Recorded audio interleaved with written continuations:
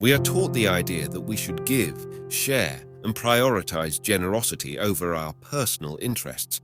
But someone warns us about the dangers of being excessively kind and compassionate. We live in a world where we don't always receive what we give because it's full of generous people who witness how they are financially and energetically drained through indiscriminate donations. Can excessive generosity even put our own lives in danger? Be surprised by the unexpected negative effects that kindness can bring to you. Today, I will reveal the 8 things that happen when we are too good and present for historical strategies to prevent people from taking advantage of you. Together, we will reach 1,000 subscribers by the end of this month. But for that, I need you to subscribe. It costs nothing, and it will be very worthwhile. As usual, don't be weak. Without further ado, let's move on to number 1. You will have unrealistic expectations of people. The historical figures emphasize the need to accept circumstances as they are and not base our happiness on the actions of others. By giving without expecting too much in return, you avoid disappointment and practice emotional detachment. It's hard for us to be completely altruistic in our generosity, consciously or unconsciously, when we give our all. We expect others to do the same when we need something important. However, you've accustomed people so much to having everything done for them that they'll take for granted that you can handle everything in their lives and yours, especially in yours. Otherwise, why would you assume other people's responsibilities? The truth is that your expectations of reciprocity will not be met, and what will happen to you is that you'll become moody, tired, frustrated, and disappointed. However, if we approach this impassively, people are not failing you. They are doing what you should also do, taking care of their responsibilities. People will only expect you to give according to the historical figures. It's important to remember that true virtue lies in acting according to virtue and reason, not just meeting others' expectations.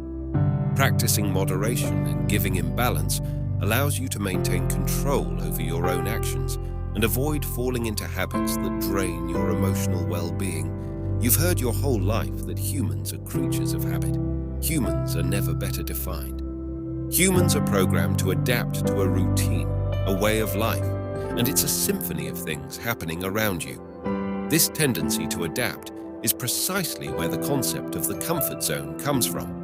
This means that if you get used to giving all the time, the beneficiaries of your generosity will expect you to give all the time, meaning you'll lead people into their respective comfort zones, and they'll stop doing many of their obligations because you'll be there to do them. The problem you'll face in this case is not valuing yourself, because if you don't, it's highly unlikely that anyone will look you in the eye and tell you to think more about yourself.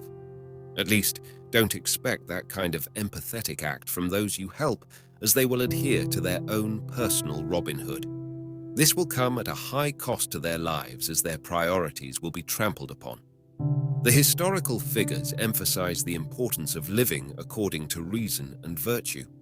Setting boundaries and prioritizing our own responsibilities is essential to maintaining balance and avoiding sacrificing our authenticity and well-being for others. If you're giving your all to other people's priorities, you may find yourself running away from something inside you that causes you pain and fear. What emotions do you experience when you spend the weekend alone or come home every day knowing that no one is waiting for you? If the cause of this emptiness is the desire to escape from yourself, the blow will be twice as hard, because on the one hand, sooner or later, you will have to confront your inner self, while on the other hand, your moodiness will increase as you start neglecting your own priorities to attend to others. Self-care is a fundamental factor in achieving well-being. Before providing comfort to others, you must ensure that you feel satisfied, pampered, and well taken care of. Meaning, never give someone a chocolate without enjoying a lot of it yourself. Just as you should not offer to clean a friend's house without leaving your own impeccable and enjoying a good movie while savoring a glass of wine, you come first, then the rest of the world. You will be seen as weak and treated as such. Stoicism encourages us to cultivate inner strength and self-control. By setting boundaries and practicing self-discipline, we can show others that we are committed to our own responsibilities and values, earning their respect instead of being perceived as weak. If you're helping too much, over time you may be seen as a figure of authority in the area where you collaborate with others. You may be giving exactly the opposite impression because when you don't set boundaries, people start to see you as weak, just like the antagonist of a leader about to turn to you to unload their responsibilities on you, knowing there's no risk of you saying no. On the contrary, from the moment you start using this magic word, they start to feel something for you. They had never thought of feeling respect. You will attract only people in need and never those willing to give. Following historical discernment, we can cultivate authentic and mutually beneficial relationships. People who come into our lives do so in response to the vibrations of our energy. In other words, if we vibrate at a low frequency, we attract negative people, pessimists with dark spirits and non-benevolent intentions. On the other hand, when our vibrations are high, we attract people full of positive energy, generosity, enthusiasm, and joy.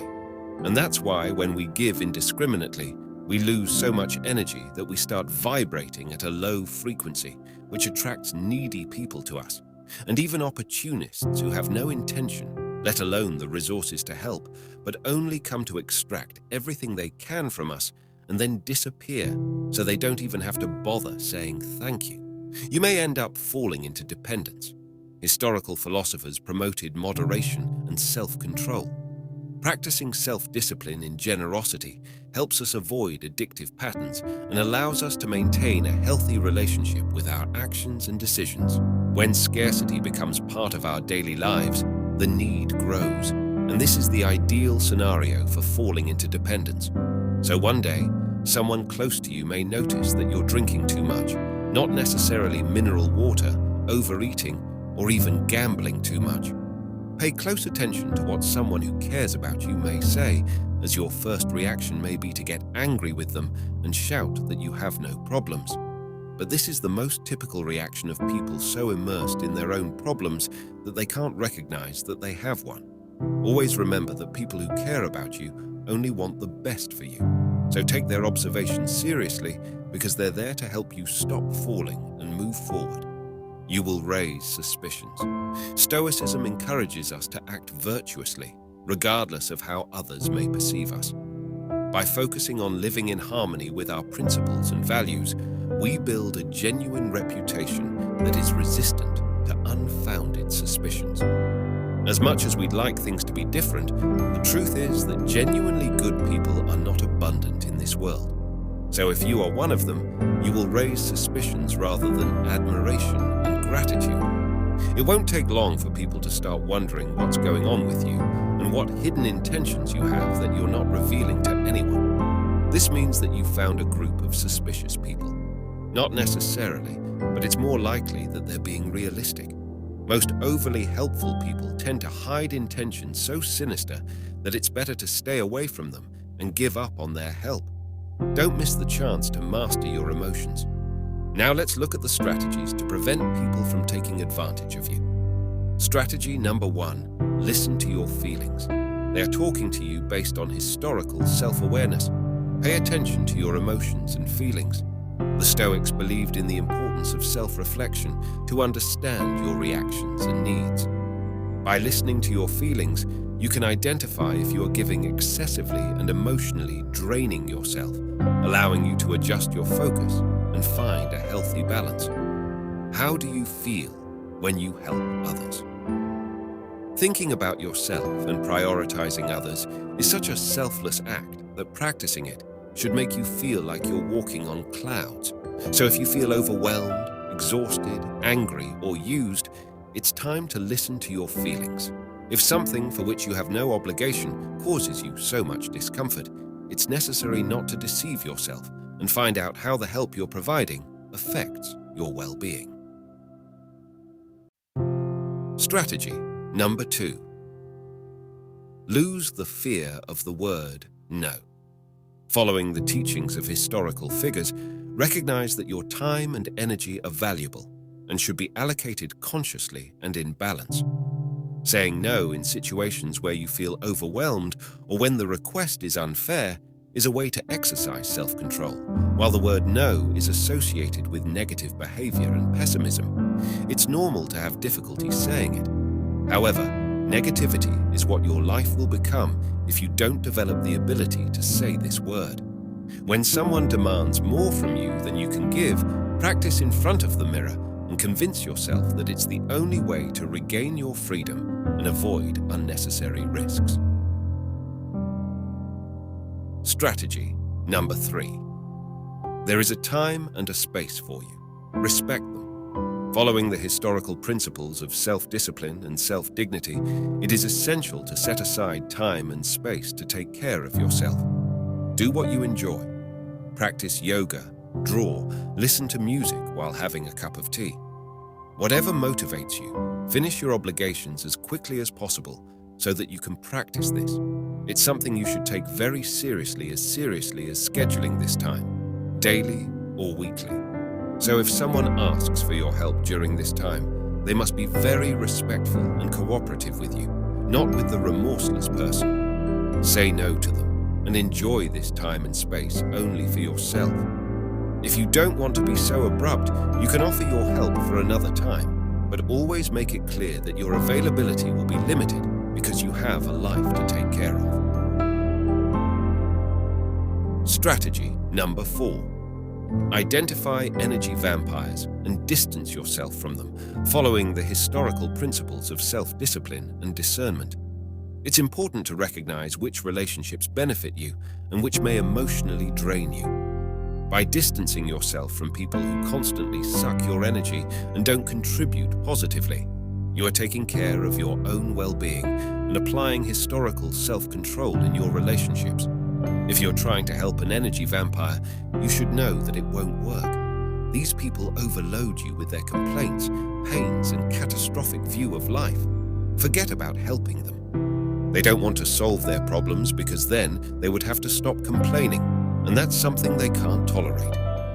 In conclusion, according to historical wisdom in life, the best measure for things is always in the middle ground, and generosity is no exception. If we give too little, we seem selfish and stingy, while if we give excessively, we end up completely drained of energy, time, and probably money as well. So lean towards shades of grey, which is still the preferred shades when it comes to finding a balance between prioritizing others and ourselves. And when in doubt, always remember the magical word, no, especially if they're offering to take you home through the car window. We've reached the end of this video, and I sincerely hope that these tips are of great use to you. Don't forget that you are a crucial part of this channel. So if this video helped you, made you think, or if you learned something, give it a like so that more people can discover the power of historical wisdom. And if you haven't subscribed yet, please do as usual. Comment "I am a new person" so I can see that you were strong and made it this far. It may not seem like it, but I read all the comments and I will see you commenting. Remember that every small step counts in your development process.